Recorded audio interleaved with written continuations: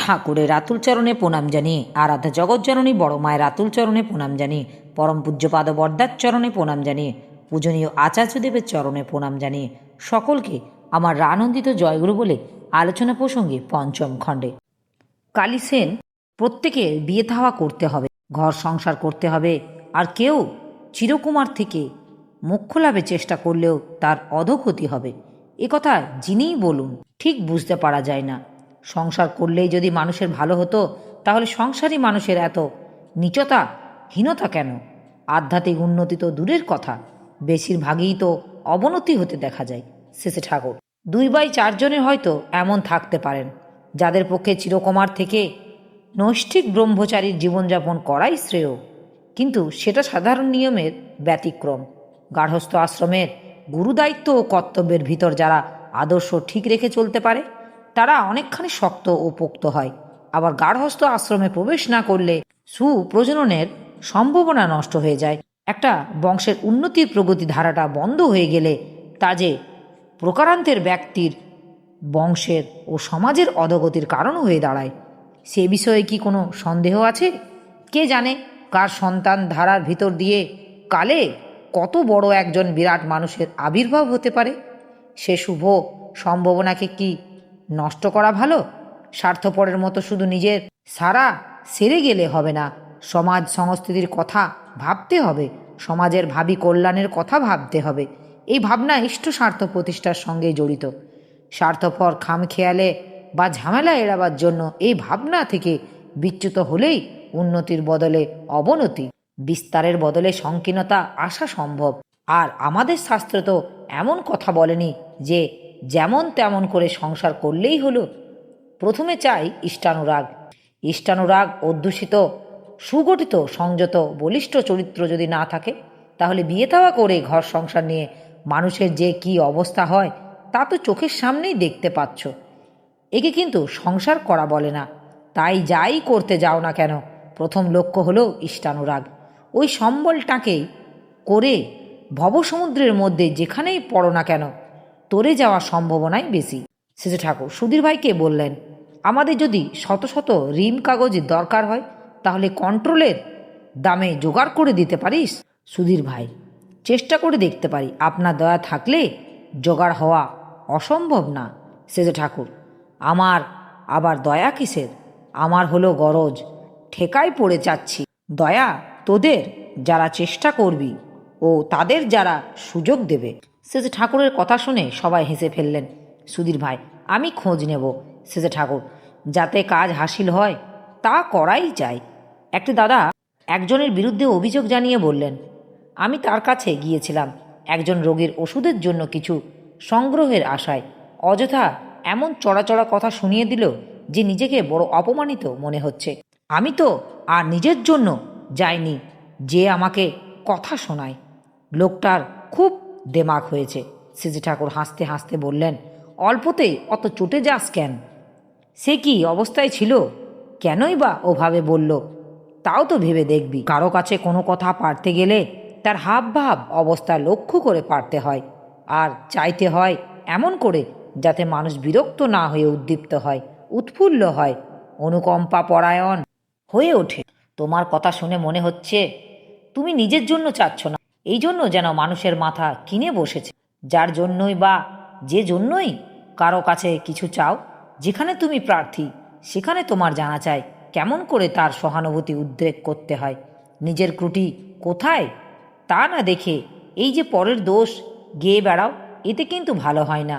অবশ্য সেও যে ঠিক করছে এ কথা আমি বলি না, তবে অন্যের দোষ না দেখে নিজের দোষ দেখা ভালো, আর অহংকারে ভিক্ষা ভালো না। আবার এমনতর দৈনজীর্ণ রকমে চাইতে নেই যাতে মানুষের অন্তরে অবসন্ন হয়ে ওঠে। সহজভাবে সক্রিয় সহানুভূতির ঊর্ধ্বধনা যাতে হয় তেমনতরভাবে চাইতে হয়। সুধাংশু মৈত্র এসে দাঁড়ালেন। শ্রী ঠাকুর সাহস্যে বললেন, ক্যাপেল কি বলে? সুধাংশু, ওর যখন যেটা খটকা লাগে তখন সেই সম্বন্ধে জিজ্ঞাসা করে, শোনে, বোঝে, কিন্তু নিজের মনোভাব পরিষ্কার করে ব্যক্ত করে না। প্রশ্নগুলি শুনে মনে হয় লোকটা বুদ্ধিমান ও চিন্তাশীল। শ্রী ঠাকুর, দেখো, সে যে তালে বেতালে যাজন করে ওকে যেন উদ্যাক্ত না করে, আর ওর যেন কোনো অসুবিধা না হয় এখানে।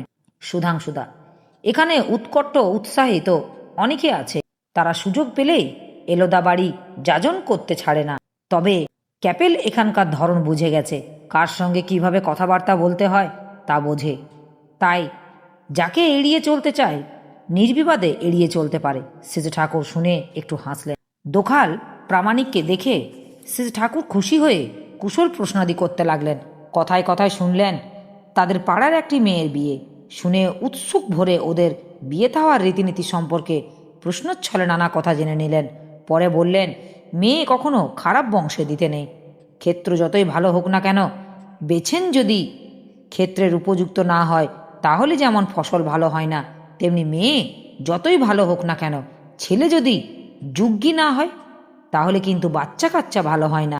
মেয়েও সে ছেলের ঘর করে সুখ পায় না। দোখাল: তা ঠিক করেছেন ঠাকুর। ভালো বংশের মানুষ যদি গরিব হয় তাও তাদের আচার ব্যবহারে শান্তি পাওয়া যায়। শ্রীজ ঠাকুর: তুমি অনেক দেখেছ, শুনেছ, তাই তোমার হিসাবের মধ্যে আছে। রত্নেশ্বর দাস শর্মা: আজকাল বংশমর্যাদার কথা বললে অনেকে সেটাকে সংকীর্ণতার পরিচয় বলে মনে করে। শ্রীজ ঠাকুর: তার মানে পিতৃপুরুষদের কথা ভেবে বা বলে গৌরব বোধ করে না। উৎস সম্বন্ধে যাদের এই অবজ্ঞা, তারা ভগবত ভক্ত হবে বা দেশপ্রেমিক হবে বা অন্যকে ন্যায্য মর্যাদা দিয়ে চলবে, সে বড় কঠিন কথা। যে পিতৃপুরুষের মর্যাদা বোঝে না সে নিজের মর্যাদা বোঝে না, আর যে নিজের মর্যাদা বোঝে না সে অন্যের মর্যাদা বোঝে না। মানুষের ভিতর কতগুলি মৌলিক ভাবানুকম্পিতা থাকে, সেইগুলিকে আশ্রয় করে আরও বহু জীবনীয় ভাবনাকম্পিতা দানা বেঁধে ওঠে। বংশমর্যাদা বোধ, পিতৃভক্তি, মাতৃভক্তি ইত্যাদি হলো মৌলিক ভাবনাকম্পিতার অন্তর্গত। এগুলি খতম হয়ে গেলে অন্য সদ্গুণগুলি দাঁড়াবে কিসের ওপর? কোনো কিছু গজিয়ে তুলতে গেলে তার জন্য জমি চাইতো। কিরণ মুখোপাধ্যায়: ঠাকুর, আপনি যোগ্যতার বাড়াবার কথা বলেন, কিন্তু ভিতরে সম্পদ না থাকলে মানুষ যোগ্যতা বাড়ায় কি করে? শেষে ঠাকুর: একটা দেশলায় কাঠিতে যে আগুন হয়, সেই আগুনে যদি মাত্রামতো ইন্ধন দিতে থাকা যায় তাহলে তাই জগৎকে পুড়িয়ে দিতে পারে। আর যা আছে সেইটুকুই সক্রিয় ও সঞ্জীবিত রেখে বাড়িয়ে চললেই কত দূর যে বাড়তে পারে তার কোনো শেষ নেই। তোমাদের যখন যা করতে বলি তখনই যদি সেইটা করতে চেষ্টা করো তাহলে দেখবে কতখানি বেড়ে যাবে। আবার স্ততস্বেচ্ছ দায়িত্ব নিয়েও করা লাগে। শ্রেয়ার্থ পূরণে আগ্রহ আবেগ নিয়ে যত দিক দিয়ে যতখানি অনুশীলনরত থাকা যায় ততই লাভ। আর যা কিছু করবে তা করা চাই বিধিমাফক, যাতে সাফল্য অনিবার্য হয়ে ওঠে। অতন্ত্রভাবে লেগে থাকা চাই, আলস্য বা অবসাদকে প্রশ্রয় দিতে নেই। আর যতটুকু ক্ষমতা, যোগ্যতা বা অধিকার লাভ হয় তার কখনো অপব্যবহার করতে নেই। শক্তি বা যোগ্যতার অপব্যবহার করলে বৃদ্ধির পথে কপাট পড়ে যায়। যার যতটুকু যোগ্যতা আছে তা দিয়ে যদি সে পরিবেশের উপকার না করে, অপকার করে, ইষ্ট স্বার্থকে উপেক্ষা করে সংকীর্ণ আত্মস্বার্থের সেবা করে, তাহলে অগ্রগতি হয় না। কারণ মনটা যদি প্রসারণশীল থাকে তাহলে তার ভিতর দিয়ে একটা জীবনীয় উদ্দীপনার সৃষ্টি হয়। সেই উদ্দীপনায় শক্তি ও যোগ্যতা বৃদ্ধির সাধনার সহায়ক হয়। কিন্তু মনটা যদি সংকুচিত হয়ে চলে তাহলে সেই প্রেরণা আর মেলে না। আমার এই আলোচনা প্রসঙ্গে কিছু ভুল ত্রুটি হয়ে থাকলে আপনারা আমায় ক্ষমা করবেন। উপস্থিত দাদা, ভাই, বোন, মায়েদের আমার আনন্দিত জয় গুরু।